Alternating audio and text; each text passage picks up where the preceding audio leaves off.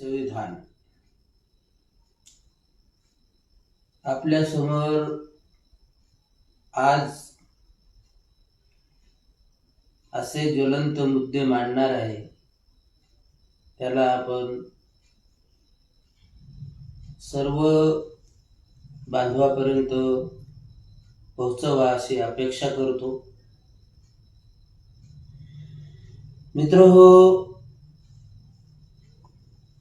बाळासाहेब आंबेडकरांनी 2 मार्चला मुंबईमध्ये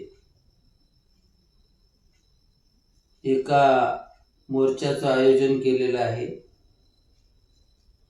आणि मोर्चा या संदर्भात आहे की मोदीचं नाव त्या कोणत्या घाण फाईल मध्ये आलेलं आहे, म्हणून त्यांनी राजीनामा द्यावा यासाठी निदर्शन होणार आहेत. तर महाराष्ट्राच्या मुख्यमंत्र्याला काय कानात मिरची गेली का नाकात मिरची गेली असा ठसका लागला की त्यांनी असं स्टेटमेंट देऊन टाकलं की आम्ही भारताच्या संविधानाला मानत नाही, भारताच्या कोणत्या संवैधानिक संस्थेला मानत नाही, भारताच्या लोकशाहीला मानत नाही. जर मुख्यमंत्र्याचं असं स्टेटमेंट असेल तर मुख्यमंत्र्यानं 1 मिनिटही त्या खुर्चीवर बसू नाही.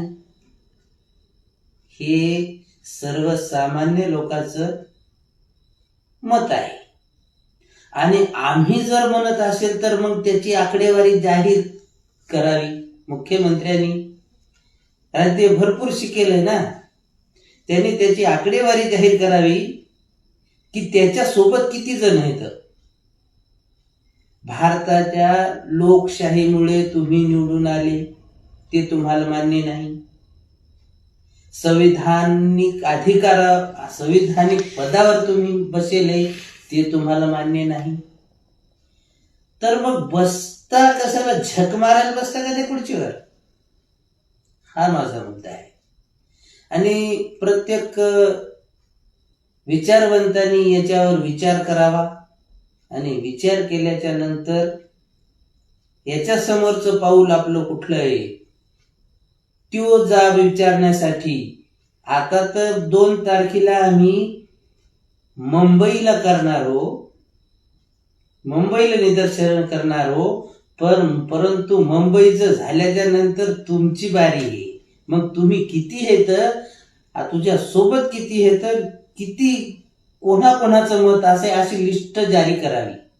आणि लिस्ट जर जारी नाही केली तर प्रत्येक तालुका, प्रत्येक पोलीस स्टेशन, कारण की ते मोहन भागवत तिकडं बरगळ जाऊन जितने अछूत है बोलले सेना के अंदर उनको बाहेर निकाल दो. आणि मग काय ते काळ्या चड्ड्यावाले तिथे पाठवणार आहे का, टोप्यावाले, ते हाफ चड्ड्यावाले मिलिटरीमध्ये? जरासा विचार करा आणि विचार करून शनी निर्णय घ्या. असे बोंबलू नका कोणीकडे. आम्हाला माहित आहे तुमचं कुठं काय दुखायला लागले ते. इकडं याच्याहून मुद्दा इकडलं लोकांचं लक्ष इकडं जावं म्हणून शनी तुम्ही असे बोंबली करणार. होळीचा महिना आहे ना, ते कामच आहे तुमचं बोंबलायचं. परंतु बोंबलायचं बी असलं ना तर पद्धतशीर बोंबला. आणि तर असे लोक आता लोकांना विचित्र आहेत, कारण पिणारे जास्त आहेत. पॅरेमल राज्य तयार करायचंय ना. तुम्ही 18,000 शाळा तर बंद केल्या आणि 15,000 शाळा बंद केल्या आणि 18,000 दारूची दुकानं खोलली. म्हणजे ते पिणारे जास्त झाले, ते शिशा बाटली ना फेकून. याची तर लाच धराधरशी, कारण त्याच्यावर बी कायदा आला आता. दारूवाल्या पेलेल्याचा कोणी अपमान करू नये, अन्यथा त्याने जर कोणा गाडीवर दगड घातले तर त्या गाडीचं जे नुकसान झालेलं राहील ते चांगल्या माणसाने भरून देण्यात यावे. याचा त्याच्यावर बी आला कानून. काय करणार मग तुम्ही असे दारू पिल्यागत का बोलता? अरे महाराष्ट्रावर 3 लाख कोटीचं कर्ज होतं, तुम्ही 9 लाख कोटीवर नेऊन घातलं. भारताची लिस्ट अशी तयार झाली की भारता एवढं कर्ज आता कोणत्याच देशावर नाही. विक्रम तर सगळेच तोडले ना तुम्ही.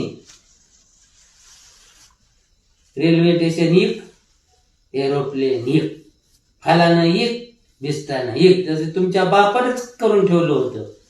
एअरपोर्ट एक. काय धंदे लावले काय नाही. जराशा लाजा वाटू द्या ना. वाटत असेल तर पुढच्या सोडा, नाही तर तुम्हाला पुढच्याहून उतरवायला आम्ही समर्थ आहेत. लक्षात ठेवा, राज्यकर्ते आहोत, तुम्हालाच सांगायला लागलो. आता विद्रोह होईल. आतापर्यंत असं वाटत होतं की नाही काहीतरी पद्धतशीर चालू आहे, परंतु आता जे बांगलादेशमध्ये झालं ना, तीच परिस्थिती निर्माण होणार आहे. आणि तुम्हाला दंगली घडूनच आणायचे हे स्पष्ट झालेलं आहे. पहिले 2 वर्ष 5 वर्षापासून आम्ही पाहिलो दंगली घडवण्याचे प्रकार चौकून चालू येतं. तुम्हाला तर तेच पाहिजेत ना, कारण तुम्ही या देशातले नाही. जे स्वतःला समजता ना, जराशा लाजा वाटू द्या आणि पद्धतशीर वागा जशी.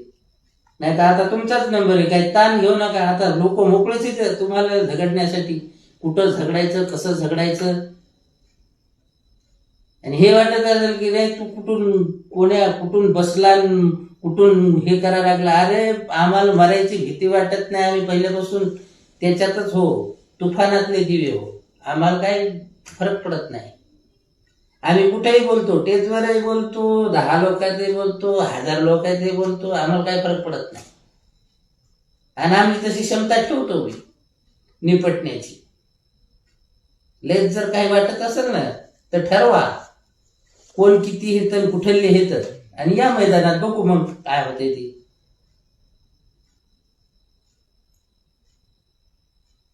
ठीक आहे. जय भीम, नमो बुद्धाय.